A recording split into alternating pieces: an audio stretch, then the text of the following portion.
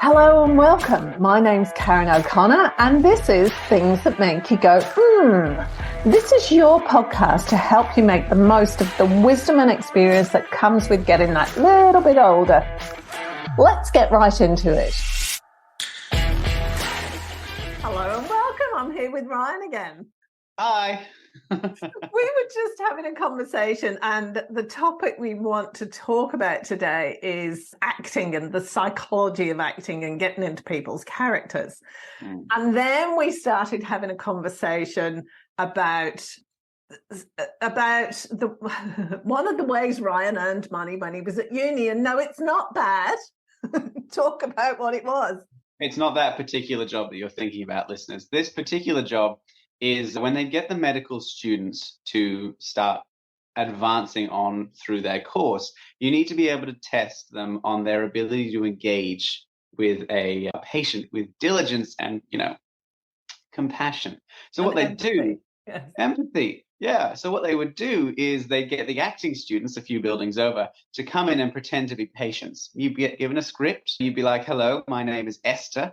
I'm an 83-year-old lady. I have type 2 diabetes and a clotting disorder or something like that. You'd come in and you have all these symptoms to remember. But what you were supposed to do is mark them on their ability to engage with you in a way that is comforting to you as a patient who has something wrong. And we were just saying that even when all of these students knew that this was an active test of their ability to engage, they were still pretty terrible, honestly. You'd come out of the first round, which had about 10 or 12 students, and you turn to your fellow actors and you'd be like, am I being too harsh? Am I expecting too much of these medical students that they should be able to, A, make eye contact, B, pause to allow you to consider your inevitable demise, C, actually be able to engage when you say, is there something wrong with me? But many of them were just, it was all about the symptoms. It was a numbers game, if you get my meaning. The problem is that's how Medicare does it as well. Medicare creates a numbers game. It's not a people game, it's a numbers game. That one came up a bit out of right field for me. How does Medicare come into this? I'm very curious. Who was I can't remember who I was talking to the other day. And they pointed out that doctors, when you go to see a GP, they're given 10 minutes with each patient.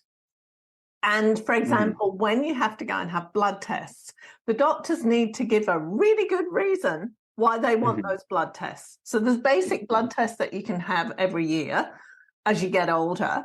But if they want more than those basic blood tests, they've got to give a reason for it. And if they cannot give a reason based on your medical history, they're penalized for it. So it's less about the people and more about the numbers. That was where I was coming from with it. Okay, yeah, no, I get that. So the restrictions placed on Medicare require the doctors to be actively callous. But disassociate from the patient as a person. That's what they're required to complete a task, not empathize. I've had a lot of discussions with my friends recently who are American about the American healthcare system and comparing it to, for instance, Medicare, which, agreed, is not perfect, but is so much better. So much better than the American healthcare system. So I wondered where that was going. Now that's agreed. Yeah, look, I am 100% behind free medical for everybody. Absolutely. Yes. I do not like the American system at all. Bit of a socialist in that regard, people.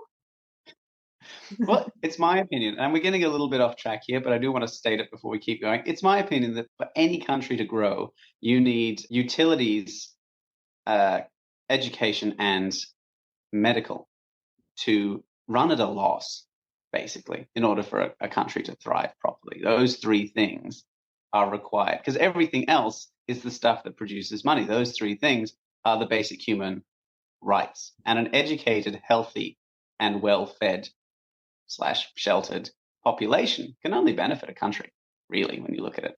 It's just very expensive. Anyway, let's not go into socialism, listeners. Let's We're not here get... for that. We've done politics a few times. We're here for other things, one of which is the fact that I think medicine in being turned into a real science, and psychology by extension, which is problematic because we really don't have enough data to turn psychology into a science. We're learning new things every week, really. But the more it's turned into a science, the more it is taught as a simple set of numbers and graphs and bell curves, the more it's about testing a person's ability to memorize things rather than their ability to engage with people. And it really showed when we did these assessments with the students, because at most of them, honestly, and I do mean most of them, would fail. That impact their final marks, do you know? It has a little bit of an impact. It's not a make or break because they do it a couple of times. So you get the early ones, and then I think there's a second one. There might even be a third one. I wasn't paying too much attention, listeners. This was a second year uni, which meant that I had stopped caring too much about marks and started caring a lot more about what I would do in my free time, which meant that more often than not, I would show up to these things a little bit hungover and having crammed these details into my memory the morning of. But still. As a family, we got several surprises when a photograph of Ryan with a cast on his arm or his leg in plaster was posted onto social media. I can neither confirm nor deny, mainly because my memories of the times aren't very strong. I can say I wasn't as bad as some of my friends, which is something, isn't it? So let's continue with that and talk about the psychology of acting, because one of the things that we were talking about last week and failed because my internet was dropping in and out, we started talking about how actors have to, and this is where psychology comes in, isn't it? Actors have to be the person that they're portraying. And how difficult is that? And the impact that it has on the actor when they're portraying somebody who really isn't who they are. A baddie, for example. Yes. There are several questions there. I'm trying to decide which one to tackle first. I think the most important one, and it was something that we covered before we had to scuttle the last ship this conversation was on, is that there's really two kinds of actors. There is the actor who can portray a great variety of characters. These actors, like, for instance, most famous options are Johnny Depp or Heath Ledger or Margot Robbie. They've honed their ability to act as being different people, which is what everyone expects when they hear the word actor. But there are other actors who will star in the largest Hollywood blockbusters. Famous examples are Sylvester Stallone or Arnold Schwarzenegger, who can go into different movies and play the same person. Generally speaking, that person is them, but they have honed their ability to portray a particular kind of personality that people really enjoy to watch. So they don't really need to change up who they want to play. In fact, Ryan Reynolds is a good example of that as well, isn't he? Yes, he is. It's kind of when they get typecast. Even Russell Crowe gets typecast a bit. It happens. And you can understand it from a certain perspective, because typecasting someone means you know they can do the job. And having archetypes in your plays or your movies is a very handy thing to have, because the audience will expect certain things of certain archetypes. It's a basis of a whole field of theatre, is the concept of character archetypes. If you've got someone who can do that, great, just cast them. But if someone comes to you and all you've ever seen is them play the same character and they want to play something different, you're going to be like, I don't know, they might give a good audition, but it's not the same. I could just get this other person who always plays this character to play that character. Whereas I've seen Sylvester Stallone and Ryan Reynolds do roles that are completely different than what they've been typecast as. Comedians, for instance, are a real wealth of that ability. You look at Robin Williams, who played the fast-talking, jimmer-jammering kind of comedian character in so many films, and then would come out of completely left field with something like Good Will Hunting. And they can do it. Comedians, for instance, I think are very good at that because they understand a lot of human nature, which leads into my next point, which is that those two types of actors aside, in order to be the one where you change different characters a lot, you have to have a really good ability to observe. Understanding's not quite enough, because you can understand someone and not be able to regurgitate that behavior. You really need to be able to sit back and watch. And in my experience, most people in a given conversation aren't watching or really even listening to what the other person says past the major point. They're just going, what am I going to say next? This person has said this thing. And in order to be engaged in the conversation, I need to say something else. So about 60% of the given silent time in a conversation is the listener thinking about what they're going to say next and not actually observing what their counterpart is doing and saying. Does that make sense? I kind of went off on a bit of a brain tangent there because your little sister, surprisingly enough, has just watched Harry Potter 6, 7, and 8 for basically the first time since they came out. And she's discovered just how amazing they are. So we've got to sit down every evening now and watch them again on repeat, which I don't mind. But what came up for me was Helena Bonham Carter in Harry Potter 8, where Hermione playing Bellatrix. And she did it really well. She's a really good observer of other people, Helena Bonham Carter. And she can do the voice and everything, which is just, I find, just amazing. But she got all those tiny little movements that you were talking about just down. So you knew it was Emma Watson. Yeah, it's really a cornerstone of being able to switch between characters. It's not the only thing that you require as an actor, but it's an incredible tool to use to become much more nuanced. Because if you can't regurgitate what other people have said to a different enough extent, you're just playing yourself. You're only painting with one color palette, if you get what I mean. How did you do that then? Because you've always been an observer as a child. I remember you sitting in your pram, sucking your thumb, and you were watching your brother. And at the time, it was you were watching your brother, so you knew what not to do because you knew he was always getting in trouble. Again, that was long before I started training for acting. So happily, observation is a skill that I honed over many years of watching him. But there are a lot of exercises.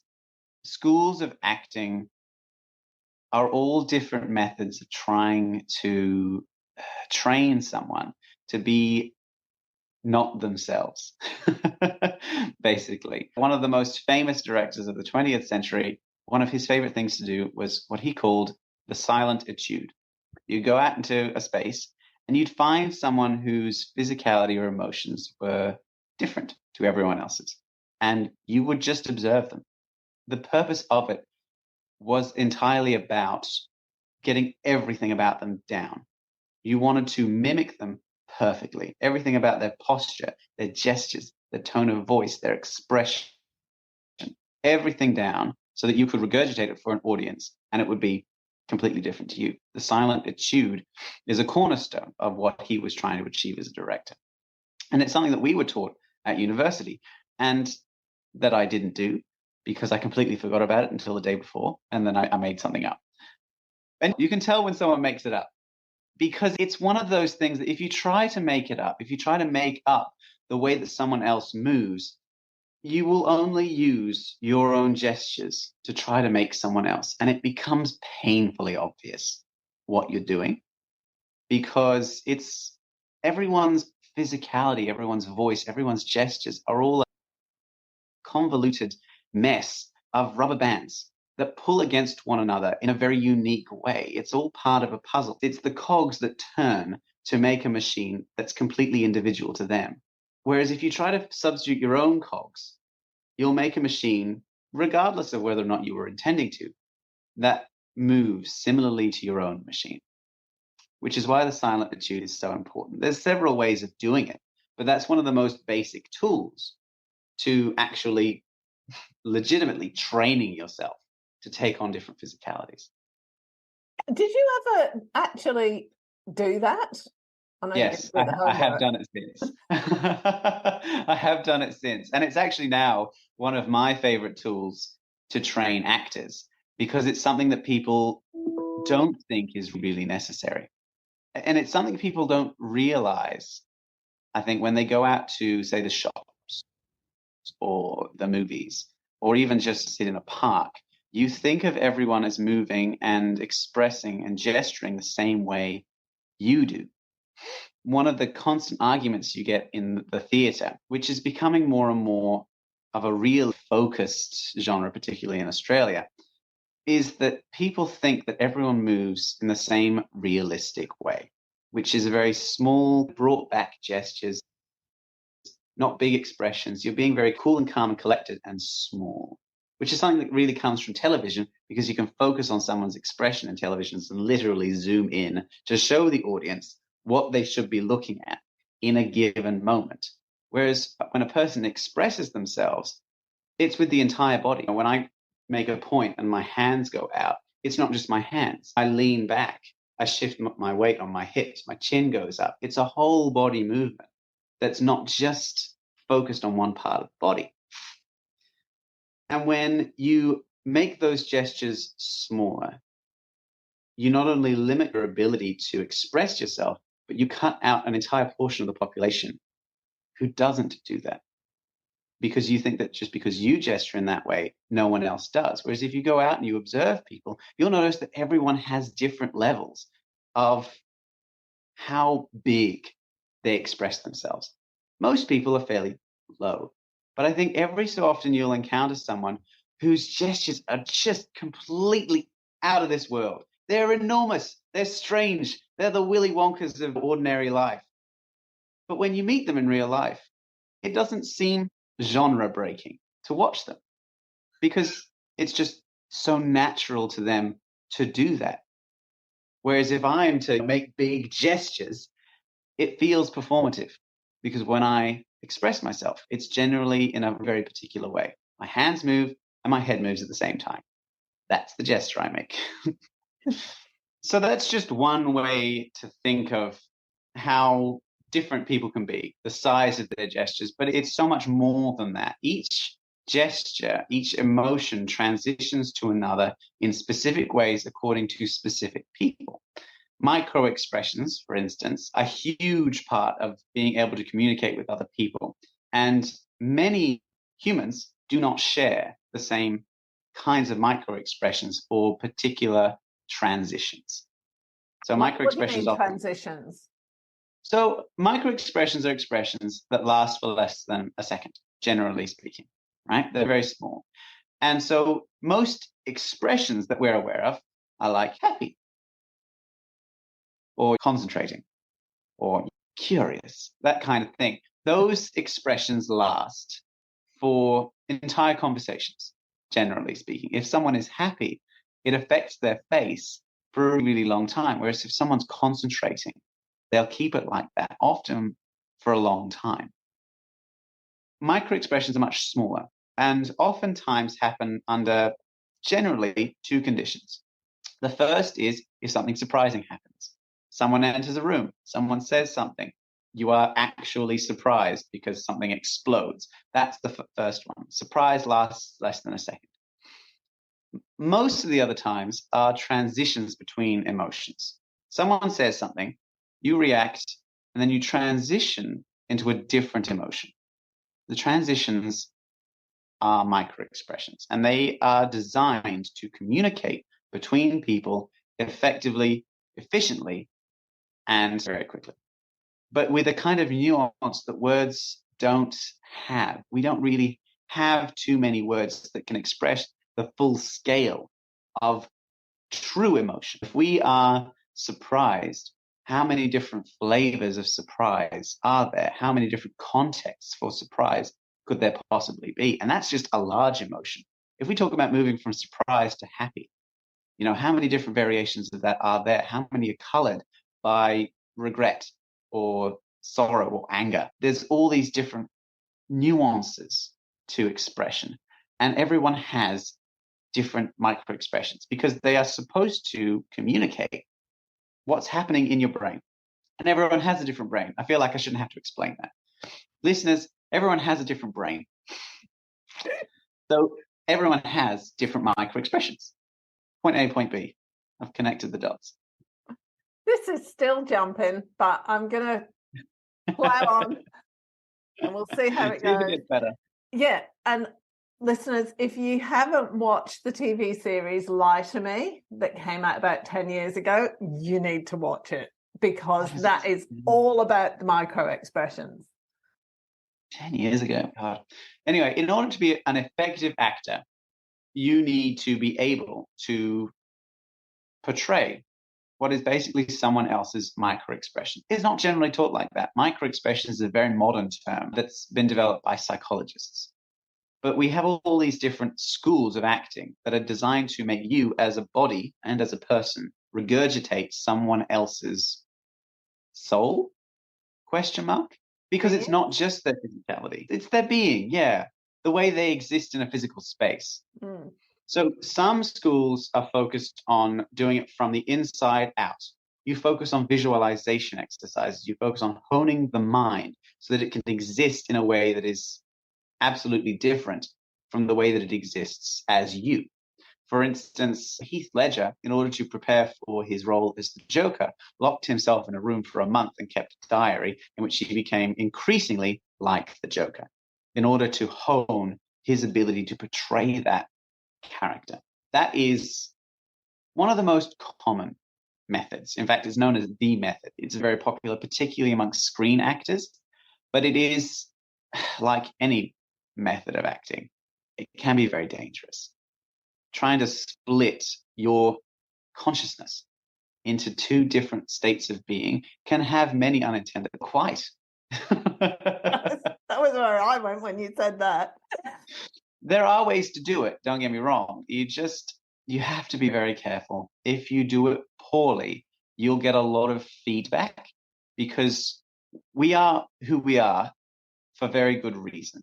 It's not an accident that each of us has a different personality. We are the sum total of not just our nature, our genetics, but also our environment. And from long before we can remember, babies have personality that is based entirely on the very, very simple cause and effect relationship they have with the world around them. If it's bright, they cry. If it's dark, they probably cry. It's babies. But because they have different associations from the day that they're born, their personality becomes different. I'm naturally more observant and pensive, I think, than, say, my brother. It's just something that happened from even the day that we were born. I've always been calmer. He would probably argue with the calmer part, but that's something I've learned over the last few years.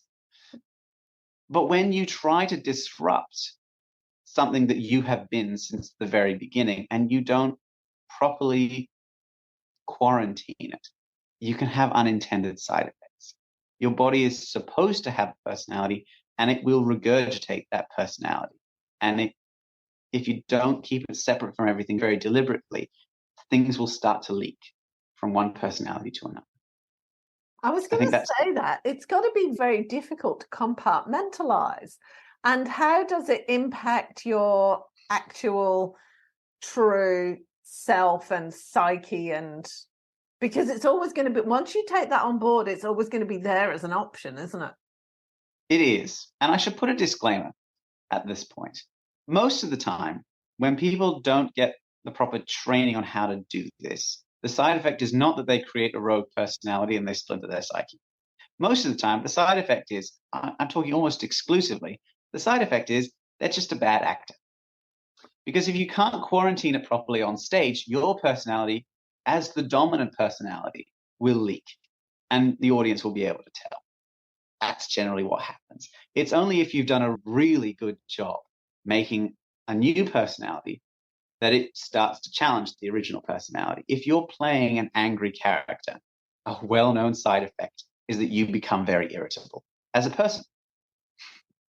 It's as simple as that. It's not that you develop a split personality per se. It does leak. Mm-hmm. And while, for instance, that primary connection is quite common, more significant is the secondary connection. At one point in uni, I've told you this story, I played a wife beater. He was an awful human being who was very charming and kind and charismatic to everyone except his wife, whom he was astonishingly cruel to. And not to toot my own horn, but I portrayed the character extremely well, to the point that several of my classmates said it was the best thing they'd ever seen me do, which is a nice compliment. But it meant that I had the immediate fallback of wondering if I was nice and kind and charming to everyone, but had the capacity to be truly awful to specific people. And it creates this kind of feedback loop. I didn't properly deal with those emotions. I said, for instance, my way of dealing with it on that was, I'll do it on the night. I'll go 100% on the evening. And I did.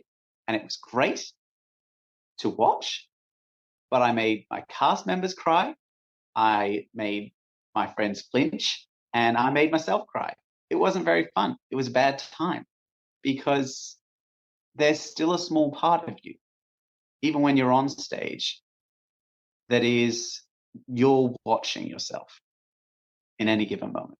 And you will continue to watch yourself even when you're another human being, is the way to put that. So you come off stage, and even though it's not you, the bit that was watching says, it's still you. And if you come back and you've made a really complete character, and it's very different from who you are, I think I am very different from that character, for instance, you'll still be like, you still realize you have the capacity to do that. If you can do it on stage, you can do it in real life. It's difficult to come to terms with that. It's keeping yourself emotionally healthy is a really big part of being a character actor. And there are a lot of side effects if you do it poorly.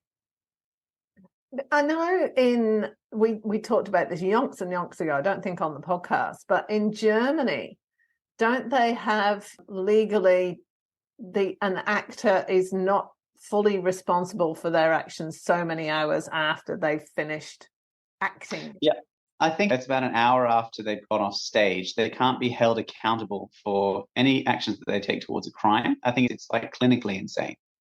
It is something like that. They'll still be charged, but they won't be criminally culpable. They'll be considered to be insane. Wow. Which is interesting. It's an interesting way of looking at it. And what would your take on that be? Having gone through, because I know what you were like when you were playing that character. And you did avoid us. I remember that. Yeah. Everyone reacts differently. My reaction, because it was a negative reaction, because there was a big feeling of shame there, meant that I tried to avoid people. No matter what show you're in, when you finish, there's always a feeling of elation. And I think there is a disconnect there that varies from person to person and from how much they put into a given show.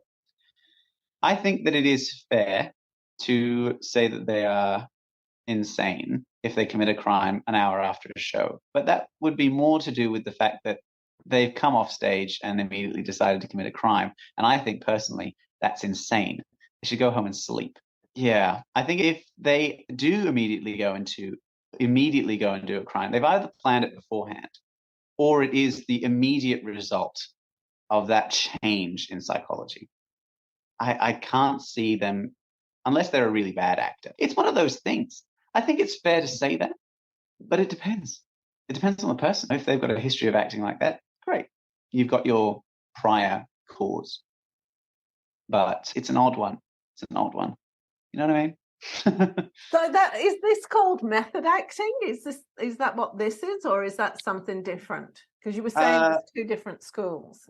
Oh, there's so many different schools. Oh. Listeners, there's so many different schools. So method acting, as it's said by... So that's character acting, is it? No, character acting is when you take on a different character, when you put yourself in the shoes of a different actor. Method acting is a method of acting in which you, in order to completely regurgitate someone else in preparation, you surround yourself with the environment that they have, basically, in order to, as accurately as possible, portray them as a character. That has extended to being the character, even off stage or off screen. It's a hip thing to do. It's dangerous, not just for yourself, but for people around you, doing that kind of thing, because I say dangerous, it's selfish, it's rude, because everyone has different methods. And if you're going around, generally speaking, method actors are playing assholes. That's generally how it works. There are a few exceptions to the rule that I will accept. Tom Hanks in Castaway, for instance, I will accept method acting.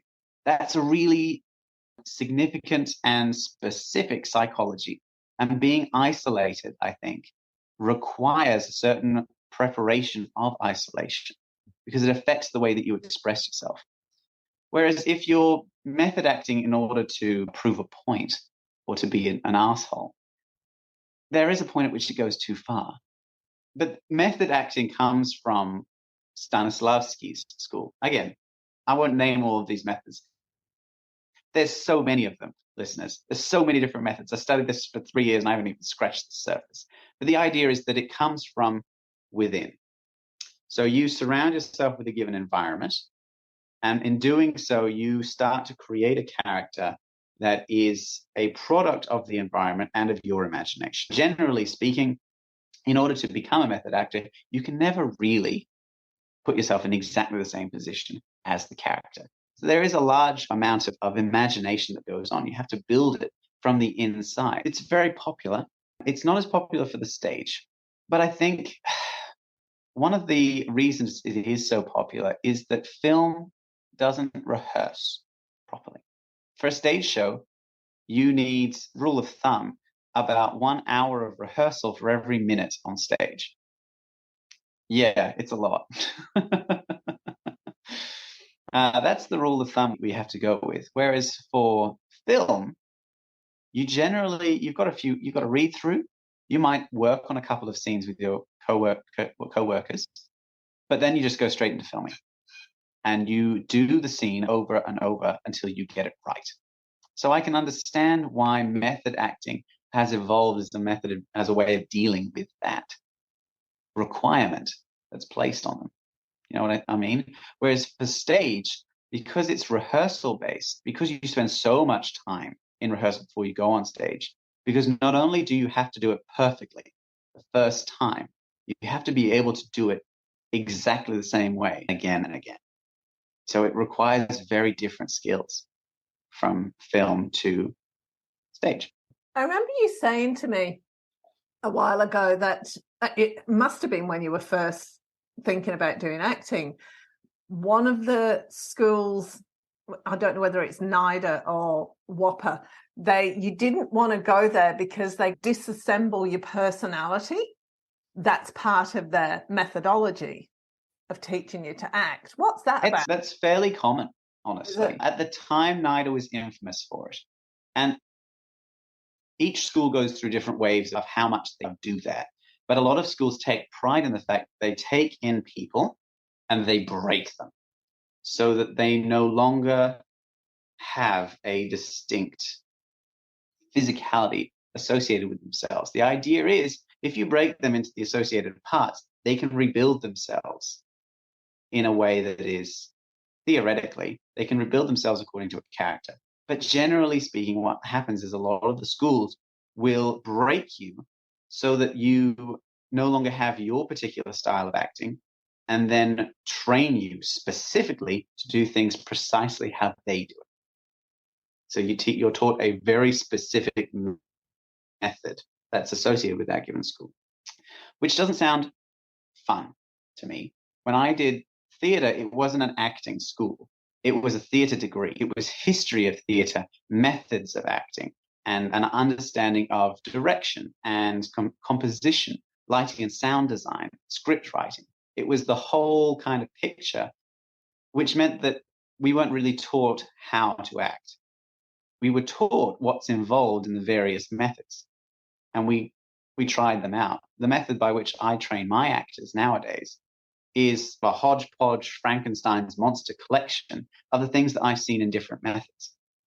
Because we weren't taught to act. We were taught to read. I suppose is the best way to put that. So how did you learn to act then? We had exercises. So, it was 3 years. You know, it's not over the course of an afternoon. So we did go into a fair amount of detail when dealing with specific directors. So a lot of the methodologies, for instance, of the 20th century have changed into very different schools of movement. And we went further back as well. We went to Renaissance Italy. We went to ancient Greece. You go to medieval Germany. You go to archaic Japan or China. Everywhere has different methods of dealing with how to get people to act on stage. And we studied them generally for about a week at a time, and were assessed on our understanding of those schools. And generally, the assessments were acting according to that school. So, for instance, when we studied Stanislavski, one of the largest directors of the 20th century, we did the silent etude. That was what we were marked on. We went out, we did the etude, and we came back. Because it's such a cornerstone of his method, it gave us a real insight and understanding, as well as the essays that we would write on how he worked and whether that worked for us. And then we would move on to, say, Meyerhold, a different director who works mainly with how to get the physicality of your body to affect the personality of the body. So you work instead of from the inside out, from the outside in, a very different method of doing things. And again, we'd be given a different exercise that was based on his understanding of how you would achieve that, and so on and so on. And then when you finish that first unit, which was 10 weeks and 10 different directors, you do another semester, another 10 weeks, another 10 different directors. And that was one strand of units in the first year. And then in the second year, you would go on and you would choose a specific director, and you would start compiling a deeper understanding of what they would do. You start finding their more complex methods. And then in the third year, you have to direct something of your own, which means you have to train your actors to do a specific character. And so you now have an understanding of a very wide field of directors and a more specific focus on the ones that work best for you. And you have to see not only how you're going to teach that to other people, but how other people react better to specific directors that aren't necessarily your own. And that was how we were taught. And how does that compare to what you'd be taught, say, at NIDA? See, and that's the thing. At NIDA, what they do is, and again, I haven't done a NIDA course. This is from me speaking to other people.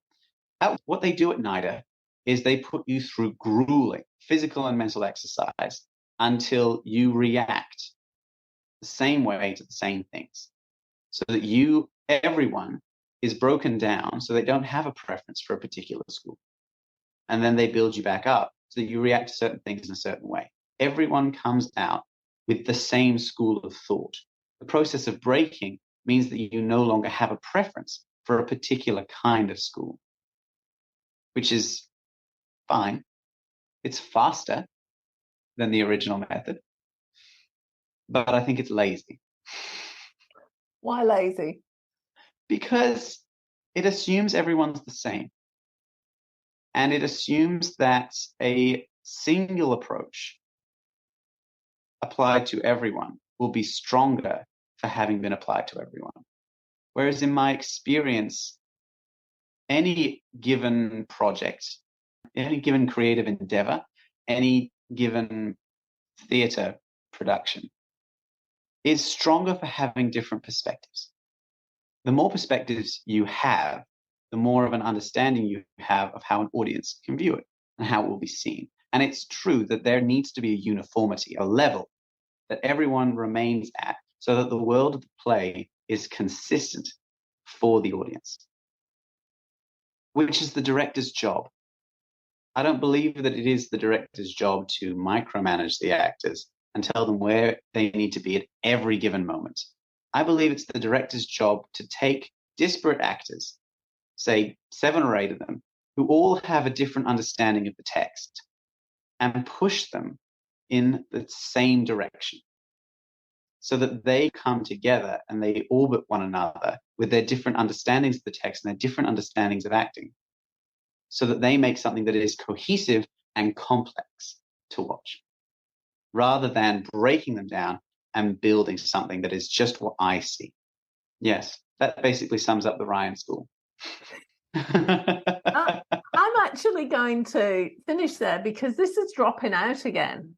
We've got more than one episode in there, or we've got a good episode in there. I could talk easily for several days. There is a lot more that I want to go through with this, because we haven't even touched on what we were going to talk about, really. We've just covered the basics here, haven't we? Yeah. Yeah.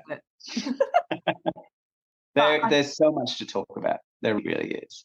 Yeah. And I do want to talk about, the whole, because that ability to be able to get into somebody else's life is actually something that we all need to do in order to understand people, see that from somebody else's viewpoint. So that's a whole other program. How does that impact you as a person in the rest of your life, or does your own personality still come into it? And if you're a selfish narcissist, you're going to stay a selfish narcissist. Honestly, that's just the tip of the problem, because a big part of the problem is who is the person you want to portray. When you read a given script and you can put something together from the words, that might be the character that you want to portray. But then you talk to the director, and then they have a different vision. But then you as a person will also have a different understanding of how you in a given situation would act. And then, for instance, then you interact with your cast members, and they have a different method of interaction that's different from the one you were expecting them to be, which means that the person that you are reacts to different stimuli than the person that you were expecting to be. So then it's not only a question of how you become someone, but which person you become, which adds to the confusion. Yeah, you're not kidding. Let's finish it up there for today, and we'll continue this next time.